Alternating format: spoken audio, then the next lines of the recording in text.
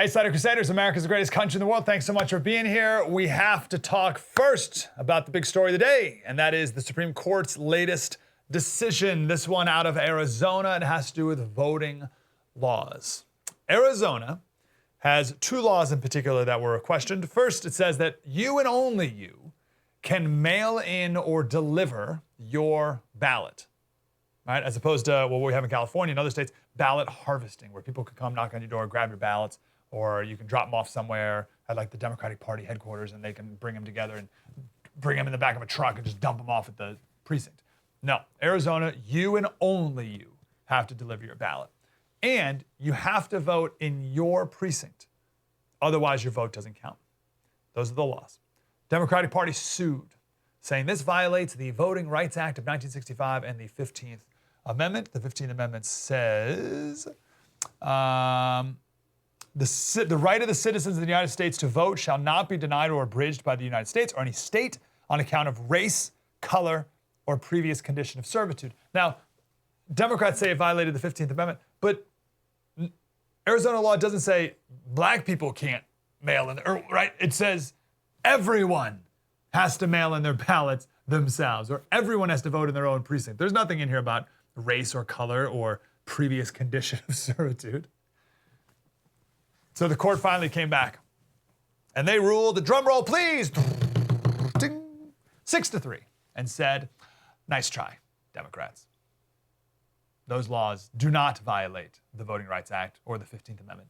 They said Arizonians, zonies, as we call them here in California, zonies have 27 days to vote early. 27 days!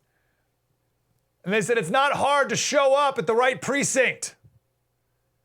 The Supreme Court said the number of people who show up to the wrong precinct and vote and get their ballot thrown out, it's 0.15% of the votes in the 2016 election, and said, yeah, there may be like the slightest disparity, like slightly more black people do it than white people vote at the wrong precinct, but that doesn't violate the 15th Amendment. Now, I did a quick read. I got to go back and find, right? I did not see the court make the argument that I would make, which is how stinking insulting from the Democrats that they think black people are unable to mail in their own ballots or unable to show up to the right precinct like white people are. Great win from the Supreme Court, 6-3 in favor of these common sense voting laws. I wish these laws would go much, much further. Like, it's amazing. Like, the Democrats are still winning on this. 27 days of early voting? That's insane. There should be no days of early voting. Maybe I'll give you one. But we'll save all those for another day. Speaking of elections, I'm loving this New York City election story. It's fantastic. New York City mayor's race, the mayor's primary, they counted 135,000 test ballots. Test ballots. We're not even a whole year since the last presidential election, and all we heard about was, if you question the integrity of the election, that's treason. And the guy in the lead questioned the integrity of the election, and he was right. 135,000 test ballots. Right now, the guy's only up by 16,000. So 135,000 makes a huge difference. And these were counted, these fake ballots, these test ballots, were counted 10 times. They did 10 rounds of recalculating because they have their ranked choice voting system or whatever. So they did 10 rounds of voting before they noticed, these are fake. Keep in mind, Trump lost Arizona by 10,000 votes. Trump lost Wisconsin by 20,000 votes. And there's 135,000 in just New York City. So the question we asked yesterday was, is this corruption or ineptness? Corruption or ineptness? Now, obviously, it's a mix of both. It always is. A few years ago, there was an election in New York City. Months afterwards, they found ballots stuffed in an air conditioning vent for one of the candidates. Oh, I'm sure that was an accident. They were just hot. They're hot ballots. They had to cool them off, right? Do you remember, right before the election, on this show here, we played a PBS NewsHour report about how easy it is to hack into Dominion voting machines in Georgia. All right? I love this story. This story on PBS NewsHour, it wasn't, could an election be hacked? It was shockingly specific. Will Georgia, well, I got the headline. I think we got the headline here. Like, is it possible to hack into Dominion voting machines in Georgia? Yeah, will Georgia's new voting machine? They're incredibly specific. That was October of 2020. PBS ran this whole story about it. This one's from February. Reliability of pricey new voting machines questioned. What? These are about Dominion voting machines. Now, why do they do this? This was a cover. The left did this as a little preemptive cover fire for if Trump won. And the left was going to point to all these stories, be like, oh, look how easy it is to have an election hacked by the Russians. That's what that was. Then after Trump lost, that was a very subtle air quote. Did you see that little? Oh, I don't even know if you could see it. I think it was below the, I was just right here. After Trump lost, PBS NewsHour comes out with this. This is November 17th. As Trump claims fraud, elections officials say the election was the most secure. The most. How dare you even suggest otherwise? A month before that, PBS NewsHour, wow, this thing is definitely going to get hacked. 2 days later, most secure ever, what? Come on. So it's corrupt or inept, a mix of both. Let's talk about ineptness in New York City. And it's not just New York City, it's all these election boards. This is the New York Times, October 26th, 2020, so just last year. The headline was, Inside Decades of Nepotism and Bungling at the New York City Elections Board. Nepotism and bungling. The story starts out informing us that the official who oversees voter registration in New York City, the biggest city in the country, is the 80-year-old mother of a former congressman. And the nepotism gets worse from there. There were 12 whistleblowers who came out. One of them said it's really hard to have coworkers who are incapable of performing what they need to do. In the June primary, the New York City Election Board told the state, oh, we're totally ready with mail-in ballots. We got it. No problem. It's all good. And shocker, they weren't. They had to call 2 different companies to print ballots the Sunday before the Tuesday election. 34,000 ballots were mailed to voters the day before the primary. This is, this isn't just like a recent problem. 1940, a city investigation found this election board plagued by illegality, inefficiency, laxity, and waste. 1971, New York Times editorial said it's at best a semi-functioning anachronism, which means it's like an old, pointless thing. In 1985, the city found an almost embarrassing lack of understanding of its job. How great is that? This one's my favorite of them all, though, right? So one of the people who's in charge of appointing the people to this elections commission in New York City, he said, so New York Times says, they've acknowledged some who land jobs at the board have had no prior experience working at election boards, right? People who work at the election commission have had no prior experience in election management, would be a normal sentence. They've acknowledged that some who land jobs at the board have had no prior permanent employment. The guy said, quote, well, it's nice to know that we've sometimes changed the lives of people. These people are unemployable. But it's okay, because at least we've changed their life by giving them a job. And it's not like it's anything important, just the elections of the people who run the city. The New York Elections Board, it's an employment center. It's a unionized employment shop. It's not like our public schools. Right? The main goal of our public schools and the main goal of this election board is to employ people. It's to employ union members. If they ever get around to maybe teaching a kid something, or if they maybe get around to properly running an election, that's like a nice little side bonus. But here's the best line of them all. One of the whistleblowers said, my job was actually like babysitting. I felt like I was working in an insane asylum. What? Maybe you can relate. where you work. Why do we trust these people? Why do we continue to trust these people and these bureaucrats? One last point. So again, corrupt, inept. You decide. Both is the answer. All right, one last New York City story. The big issue in this election was funding the police. The guy who's in the lead, maybe, no one knows, is a former police officer. And this is a really message, well, speaking of ineptness, this is a message to Republicans. If Republicans weren't such cowards, then Republicans could be winning on this issue of defunding the police. And all they have to do is come out and call for more funding of the police. Do the opposite.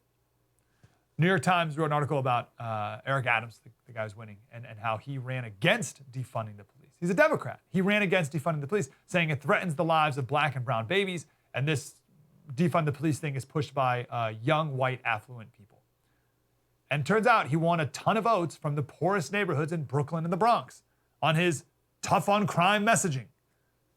So even the Democrat is winning on more police. Where the heck are the Republicans? How have they not been able to win on this issue? How have they not been able to capitalize on this issue? Even the politicians on the far left are for the police. Even the ones for calling to defund the police are for more police. There's a congressman in New York City, Yonkers. He's a black man. He's been calling for defund the police. He calls the police white supremacists, the whole thing. He lives in Yonkers, and he asked, after January 6th, the riot, he asked for special police detail protection outside of his house. And he got it for 2 or 3 weeks. The anti-cop person running for the New York City mayor, right, AOC's choice, she wants to cut the police budget by $1 billion. She herself has private security guarding her neighborhood where her $2.7 million home is located. I ask again, corrupt or inept? But the real question here is, the fact that Republicans are not winning every single election in the country based on this, what are you doing? Are you corrupt or inept? Coming up next, we've been bombarded, obviously. We're being bombarded with these stories of moral corruption. Why? And there's one here. There's a story that the Washington Post ran that is so out of control. Once and for all, I want to put to bed this idea of the slippery slope fallacy. It is not a fallacy. It is a real thing. It is a real concern, and we are on it. We'll talk about that next. True story. Mike Slater, spread the word.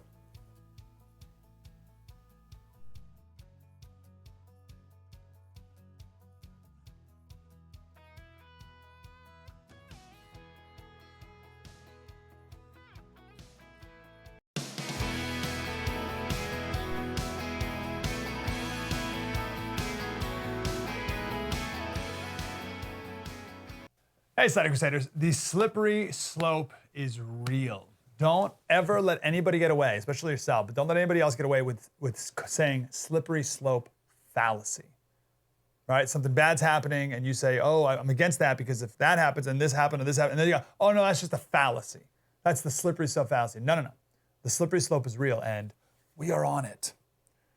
Now listen, the segment we're gonna do here is not appropriate for children. This is not children viewing in this next segment here. But that's my point.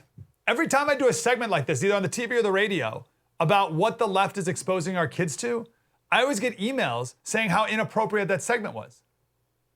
Yeah, I know. That's the point. I'm not coming up with this stuff. I'm sharing what is already currently being given to your kids. I'm not making it up. I'm not doing this to be gratuitous. This is not shock value for shock's sake. This is what they're teaching our kids. This is what they're exposing your kids to intentionally. These people are sick perverts. They're sick, demented, perverted people who have power over your kids. Who is the sicko who convinced Disney Plus to run their gay pride special this weekend?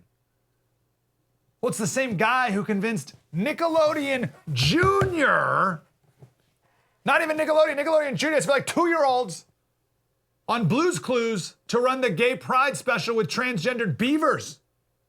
These people are demented.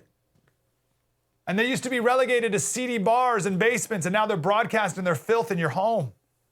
and on your kids' phones. Everywhere your kids turn, they were bombarded. Give an example of where they are right now as the slope gets steeper and slipperier. This is an editorial. And then, well, look at this thing. That's Nick. It's Blue's Clues. Nick Jr. Unbelievable. Editorial, Washington Post. Enough of that, guys. Editorial of the Washington Post. This woman, her Twitter bio says she is a former sex worker. So she's had massive trauma in her childhood and in her life. And she wrote this story about how she went to the Pride Parade in Philadelphia with her trans wife. So that's a man living as a woman, which somehow makes her a lesbian or something. I don't quite know how that works. But she's marching with her wife and kids. And when the kids get tired of marching, they plopped down on a curb and watched the parade go by. I pick up here. Just as we got settled, our elementary schooler, so what's that, 5, 6, 7, 8-year-old, pointed in the direction of oncoming floats, raising an eyebrow at a bare-chested man in dark sunglasses whose black suspenders clipped into a leather thong. The man paused to be spanked playfully by a partner with a flog. "What are they doing, my curious kid?" asked as our toddler cheered them on. The pair was the first of a few dozen kinksters who danced down the street, laughing together as they twirled their whips and batons, some leading companions by leashes. This is the Washington Post. At the time, my children were too young to understand the nuance of the situation, but I told them the truth, that these folks were members of our community, celebrating who they are and what they like to do. Oh, yeah, it's beautiful. There's a debate in the community about what to do with people with these sexual fetishes and if they're allowed to be at these parades and what to do, right? And at first, in the beginning of the whole gay lobby, they were not allowed, right? The PR of the gay lobby was to make gay people seem just like everyone else, totally normal. They just want to live normal lives like everyone and have 2.5 kids and a dog and a white picket fence and go to work and everything's like, just be left alone. That was the whole beginning PR. But now, like, it's game on. Another element on top of this is once these infrastructures are built, like these lobbying groups and these activist groups, they don't stop. They can't stop. They'll never stop because what are they going to just like be like, oh, I guess we're done here. Go home, pack up, find a real job? No way. So they always got to be pushing it to the next thing. So it's not only a slippery slope, like they're out of control, they're being pushed, right? It's like being accelerated as we go down because these massive lobbying infrastructures have already been built and the money's pouring in. So one last line from this woman. When our own children caught glimpses of kink culture, they got to see that the queer community encompasses so many more non-traditional ways of being, living, and loving. I love this ways of being. How about this for a term that just came out of nowhere last year? Ways of being. This woman, and I'm not going to put the picture up here, of her 8-year-old son and how they're trying to, they is his preferred pronoun. The 8-year-old's preferred pronoun is they. They is trying on makeup for the first time. And then the boy said, maybe I'll go on Drag Race when I'm older. She posted a picture of the kid. We're obviously not going to put it up here. The kid said, maybe I'll go on Drag Race when I'm older, RuPaul's show, Drag Race. The kid is just doing what his mom is approving of and what his mom is encouraging. This is what kids do. One of my pieces of parenting advice is never laugh. When your kids do something you don't want them to do, don't laugh. Because, shocker, they'll keep doing it. If they think you think it's funny and if you approve of it, they will keep doing it. And that's what this mom is doing. Watching RuPaul Drag Race with the kid. The kid sees what's going on. They see the mom and dad, whatever, laughing at it, encouraging it. They want the same attention that they're giving to the TV. They start dressing and acting like it. Mom laughs at that. The kids keep going to it, and the kid's life's screwed up forever. Matt Walsh called it a tornado of dysfunction and confusion. I think that's right. This is Allie Beth Stuckey. I love Allie Beth. She said, so now that showing little kids kink at Pride is apparently mainstream enough to be written about in the Washington Post, can someone on the left tell me at what point the slippery slope stops? What logical or moral obstacle stands in the way of progressives openly celebrating pedophilia? It's a very serious question. What could stop the slope? What would stop it? What would stop it? Who's going to stop it? What moral or logical impediment would get in the way of this slope continuing to descend down deeper and deeper? This woman in particular has, again, a lot of trauma in her life, a lot of shame and regret. So instead of dealing with that shame, she's leaned into it, embraced it fully, and now forcing her child to consume it at a wildly inappropriate age in an effort to make herself feel better about her own shame. What's the opposite of shame? What's the opposite of shame? Exactly. Why is all this last month and everything being marketed as pride? Right? Because it's the opposite of how people actually feel. Full of shame, flip it around. No. I'm full of pride. This is Miss Nevada, who's a guy, the first guy to win Miss Nevada. It's breaking ceilings or something. This guy said, I didn't have the easiest journey in my life. It was a struggle. I struggled with physical and sexual abuse. I struggled with mental health. I didn't have much growing up. I didn't have support. But I'm still able to thrive, and I'm still able to survive and become a trailblazer for many. Yeah, no kidding. The sexual assault, sexual abuse, physical abuse, abandonment, mental health issues. Yeah. And what a sick society we are, where this guy who's been sexually abused, he said it right there. I've been physically and sexually abused and traumatized and abandoned my whole life. And then we come out, we're like, you're right, you're a woman. And a beautiful woman. He's saying I've been sexually and physically abused and abandoned my whole life. He's saying I have mental illness. And we're like, oh, good for you for being a woman now. Solves all your problems, right? All these people had sexual trauma or some other trauma that made them feel that they were a different gender, or that abuse wouldn't have happened if I were a girl, or my parents wouldn't have gotten divorced or whatever traumatic moment. It just leads to disordered thoughts.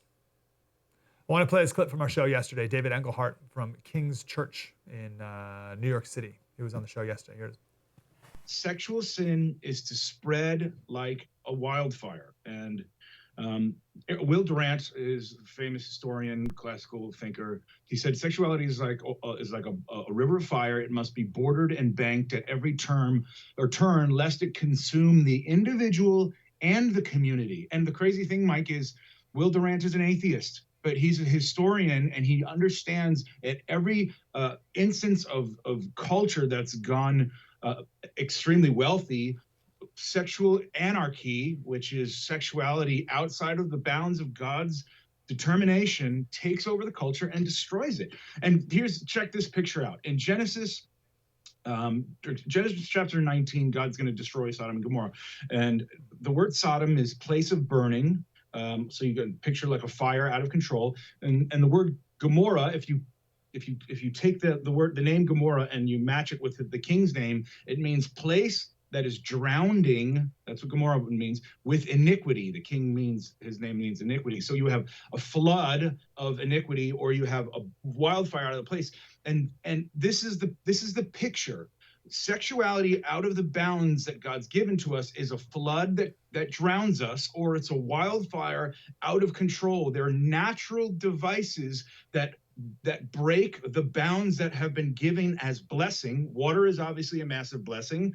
Fire is obviously a massive blessing. But when you take fire and you take it out of the fireplace and you put it on the living room floor, we all get destroyed. And when you take the blessing of sexuality and you take it out of the bounds that God gave it to us in, it destroys the whole community, because it breaks down family, it breaks down mom and dad, it breaks down all that familial loyalty one to another, and it destroys nations for the history of mankind. Gosh, Pastor. The sexual restraints, the sexual mores that exist in a society, they exist for a reason. They're here for a reason. It said that one of JFK's favorite lines, it's come from G.K. Chesterton. We don't have full time to go into it here. We're going to do it on the radio show today in greater detail. But The line is summarized as, do not remove a fence until you know why it was put up in the first place. Do not remove a fence until you know why it was put up in the first place. These ideas of homosexuality and transgenderism and trans kids and sexual fetishes, these are not new ideas, right? These are ancient ideas. These people at the Pride Parade, they think they're doing something new and exciting. Give me a break. Read about the ancient Roman orgies at the temples of the gods. You're not special. But societies, for thousands of years and for great reasons, have worked to keep the family and the society from being destroyed and to keep these destroying impulses out of the mainstream. And we embrace them again at our own peril. And the slippery slope, it's only getting steeper. Remember that NFL ad that was actually in that clip that we played of the pastor that says football is gay, football is lesbian, football is queer? The amazing Babylon Bee has a further update on the NFL with their headline, NFL introduces rainbow flag for refs to throw when players aren't being gay enough. As it's speeding down the slippery slope at the pace we're going, I wouldn't be surprised. True story. Mike Slater, spread the word.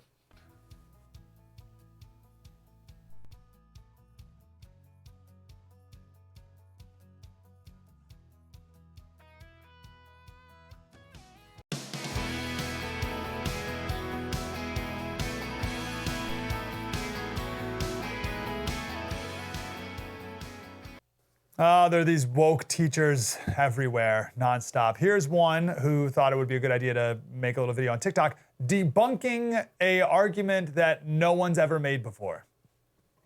So a response to Republicans, whenever you say we should teach about slavery or the genocide of indigenous people in the classroom, is, oh, well, it happened so long ago. Why do we need to know? Why does anyone need to know? Okay, why do you learn about the Holocaust? Why do you learn about the Rwandan genocide? Why do you learn about imperialism? Why do you learn about the Enlightenment? Why do you learn about the Soviet Union? Why do you learn about the American Revolution? Why do you learn about the Civil War? All those things were in the past. Why do we learn about them? It's almost as though there's a class you take in school where you talk about things that happened in the past. Wait a minute. Wait. This is all making too much sense, right? It's too much. No.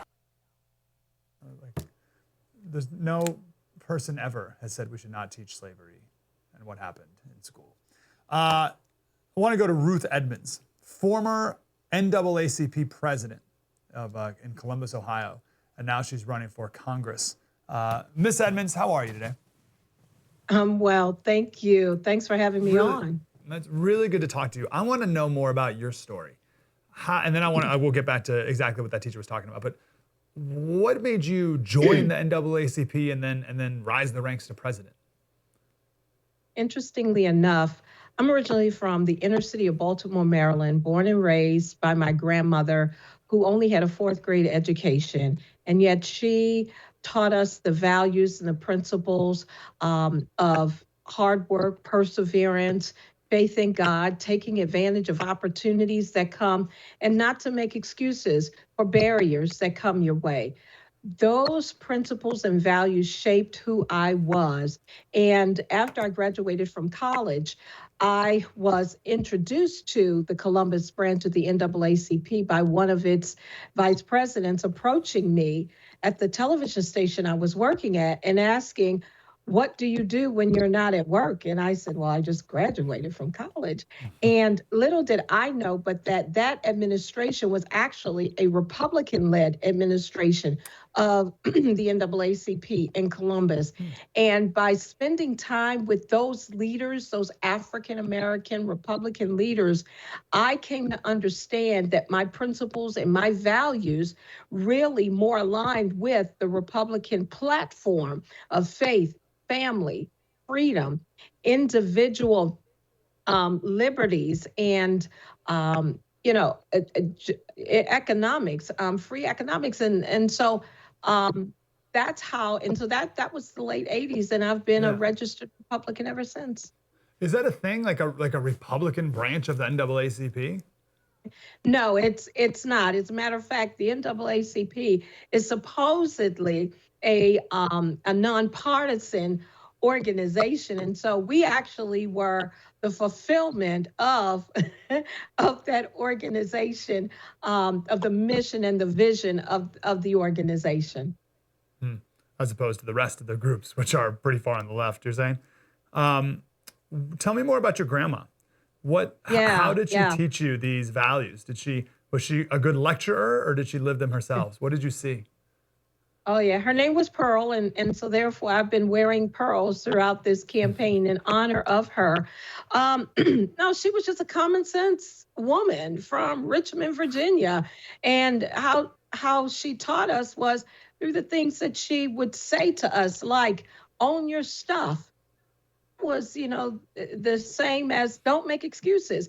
She said you may one day be better off, but you're never going to be better than anybody.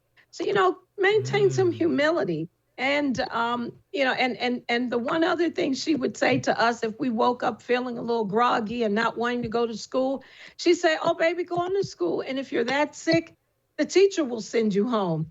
Because even with a fourth grade education, she understood that education was the gateway out of poverty. And so it was through her life, taking us to church, introducing us to God. It was the life that she lived that taught us how to be good citizens, good, people in the earth, appreciating people regardless, no matter what the color of their skin was. We were taught to appreciate and value and associate with just good people. Yeah, see what you just described is such a perfect example of how culture transcends politics. Should. Yes. But that's such a beautiful story right there. That's so perfect and that's so universal. And skin color means absolutely nothing to what you just said right there. That's so good. What do you say to the critical race theory that's being taught in our schools today? What would you like it to be replaced with? Well, first of all, let's be clear that critical race theory, thanks be to God, is not being taught everywhere. And I'm so excited about the parents who are standing up and speaking out against those times when there are some school districts that are trying to indoctrinate their children. Listen, critical race theory is just that. It is a theory. It has not been proven. It's not factual. It's a thought. And it's one man or two men or women's thoughts. And quite frankly, it's even becoming more like a theology. My worldview is a biblical worldview. And my worldview is not complicated. Critical race theory is very complicated. And if you listen to people trying to explain it, it's all over the place. Here's what I will say.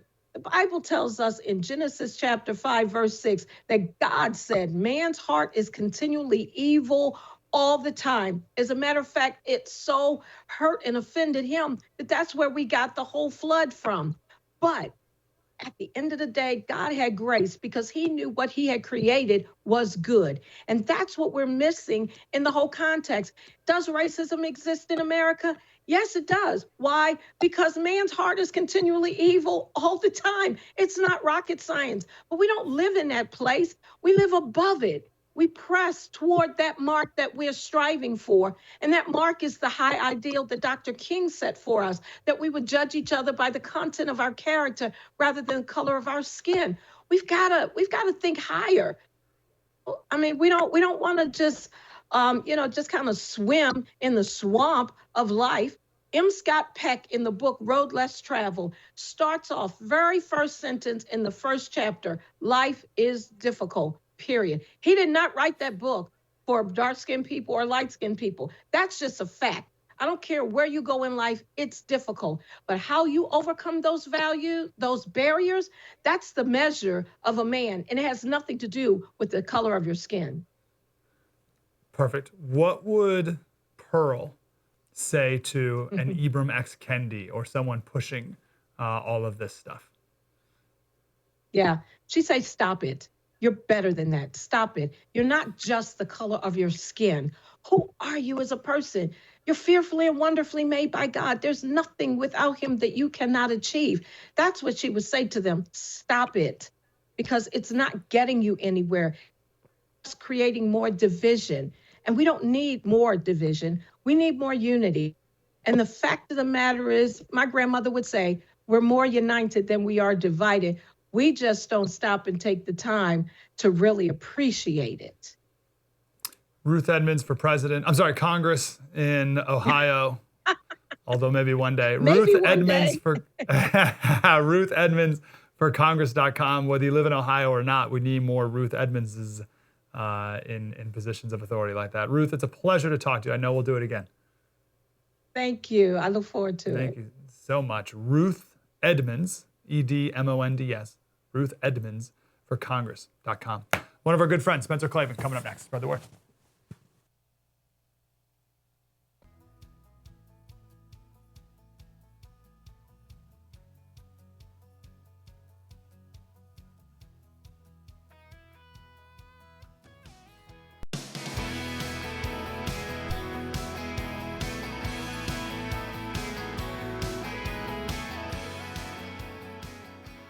Hey, Slater Crusaders, we don't do this intentionally. There's no, you couldn't plan it if you wanted to like this, but this is perfect. Our last guest was quoting Genesis, that the heart of man is only evil continually.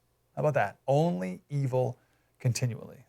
Fortunately, that's not the end of the story, but it ties in perfectly to our next guest who just wrote an article. This is who they are. Elite oppression is not an anomaly. It's the way of the world. Our friend Spencer Klavan, who's the host at Young Heretics, which you need to listen to. Spencer, what's going on, brother? Oh, not too much, Mike. It's always great to see you, and thanks for having me on. Man, you too, dude. So where do we start here on how I think people are, I don't know, I don't even think people are shocked that people are evil. I think they don't even want to believe it. They don't even accept it that people are evil and have evil thoughts and do evil things. Yeah, dude, it's funny because I think it fits into like a bigger trend. And you and I have talked about this before with COVID, where it was like suddenly people realized that death happens. And there had been this cloud of fantasy around us because, you know, medicine had advanced so drastically, and, you know, faith was kind of, people thought faith was out of date, you know, and so they had just, like, we were charging forth into this glorious globalist future where there would be no borders, you'll own nothing, you'll be happy, and most importantly, right, you'll live forever. And now we're in this like tail chasing quest to avoid all risk. And so we shut the whole world down for a virus, and then we develop a vaccine for the virus creates blood clots, and we shut the vaccine down, right? I mean, there's no escape from this because it's based on a lie, which is that you can avoid death, you can avoid sin. And so the reason I wrote that piece is because I realized that even though I don't believe any of that, even though I am a person of faith, right? I still had fallen prey to a version of it, which was this kind of like American exceptionalist version, where we just have this system in this country that prevents powerful people from being oppressive jerks. And so when COVID happened and I was living in LA for most of 2020, you know, I was so flabbergasted to see the pure callous indifference with which not just, you know, Emperor Gavin Newsom, who runs the state, but like Garcetti, and then down to like Sheila Kuehl on the LA Board of Supervisors, right? All of these just arrogant oligarchs who go off and they like glut themselves on fancy French wine and then take away the livelihood of just regular people, not even on political grounds exactly, just because they don't care, you know, and they're addicted to this crazy life-denying philosophy that we can escape death somehow. All of this was so shocking to me, just in a kind of emotional way. And I realized that's actually really naive of me. Like that's actually, you know, I wasn't listening when Isaiah the prophet and Micah and you know, God to Samuel says, look, this is what rulers do if you let them. If you give people power, like you said from Genesis, the heart of man is evil continually. It's not actually, you know, much as angry as we get at these particular oligarchs, and they deserve our scorn, but angry as we get at them, it's not actually unique to them. It's kind of the baseline. And so one of the things that I think people are having a hard time getting into their heads, right, is that this is not some mistake that people like Gavin Newsom are going to like wake up from and suddenly realize like, oh, I've sure been kind of a jerk. Like, you know, we actually have to just oppose these people because this is what they do. All right, that's brilliant. That's part one, right? Are those people. And I'm down with that. I get that. And you have a great line here. Like, they're the oldest enemy that people have ever had. They're not going to be changed or made to see reason. They're going to lie, cheat, steal, eat the flesh of the poor. This is what they do. They're not interested in doing anything else. Got it. Check. Part 2. Why do people go along with it? Right? And that's the thing that was concerning to me. I'm going to go a super dramatic example. I was talking to some Holocaust survivors a couple years ago. And she was a little girl, and she lived in this town, and the Nazis came in and said, get in the train. And I said, well, what'd you do? And she said, we all got in the train. I said, like, what do you mean? You all got in the train? And like, obviously, I know what happened in the rest of the story. They didn't, but they did. And she's like, we knew, but we still got in the train. Is that a part of human nature that you've also have thought about and explored? Is the, what's the word for that? Like the supplicant nature of it? I don't even know, like, or just like the prostration nature of it, human nature that just goes along with these tyrants? 100%. Well, there's another passage that comes to mind, again, from a much more drastic situation than ours currently is, thank God, right? But Solzhenitsyn, the great Soviet dissident, wrote about the moment when they came for them to take them to the gulags, essentially. And he says, what would have happened in that moment, before the iron fist had really closed, if every person had come out of his house with an axe? Right? What would have happened if we had really, or if this. And finally he says, if, but we didn't love freedom enough. And, back when George Bush was doing the war on terror, was sort of announcing the war on terror, he said something that, again, was so sweetly naive to me, which is that all people, something like, naturally love to be free. Yes. And this is another one where it's like, if you read your Bible, man, the Israelites get out of Egypt. And then it's really, really hard in the desert for 40 years while they're wandering under the leadership of Moses, who at this point is kind of a derp, right? Like, Moses becomes this great father of faith, but he's just a schmo like any of us. And the people say, like, why did you do this to us? Why did you take us out of Egypt? We had food, right? And it's something that people don't understand about political oppression is that it can be momentarily quite comfortable. And that's part of how they get you, right? And so right now, I feel like this is one of the major challenges for people like you and me who are like, trying to talk to people and say what's going on and see clearly what's going on, is like the entire media apparatus exists now to pretend that Joe Biden is a return to normalcy. Like, oh, we had that nasty orange man for 4 years.